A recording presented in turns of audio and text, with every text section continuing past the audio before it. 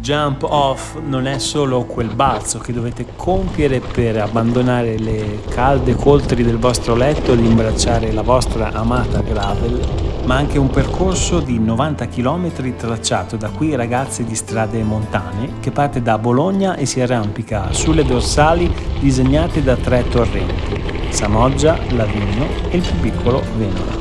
Jump off è soprattutto l'operazione militare in questo settore della linea gotica avvenuta il 14 aprile del 1945.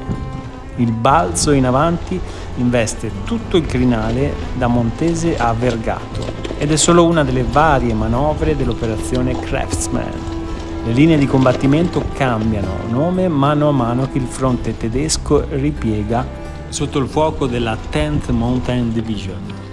È meraviglioso percorrere questi luoghi in una assolata giornata di febbraio, ma il ciclico moto dei pedali mi fa sovvenire qualche amara riflessione sulle colossali cantonate che presero Immanuel Kant con il suo Per la pace perpetua e Francis Fukuyama con il concetto di fine della storia. Mi chiarisco, paesi come l'Italia e la Germania, finita la seconda guerra mondiale, si ritrovarono anestetizzati dal piano Marshall e sotto l'ombrello della NATO.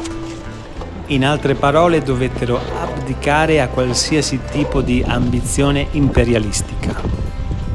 Ciò consentì loro di dedicarsi a tempo pieno allo sviluppo economico e con ottimi risultati, soprattutto per quanto riguarda i nostri vicini d'Oltralpe.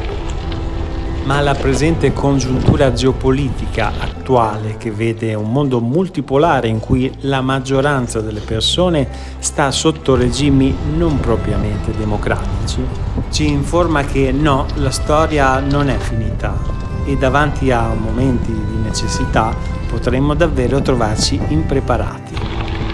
Per questo fate in modo di non negligere vigorose pedalate sulla vostra gravel bike.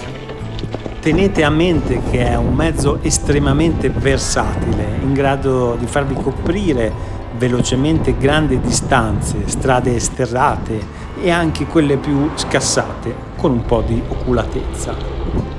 Quando pensiamo al secondo conflitto mondiale la mente va a carri armati, aerei, ma la maggior parte delle truppe si spostava, se non a cavallo, con biciclette. E questo consentiva loro di fare staffette e spostare le truppe in maniera molto agile. In conclusione, se volete la pace, fate girare quei pedali e magari iscrivetevi anche al canale.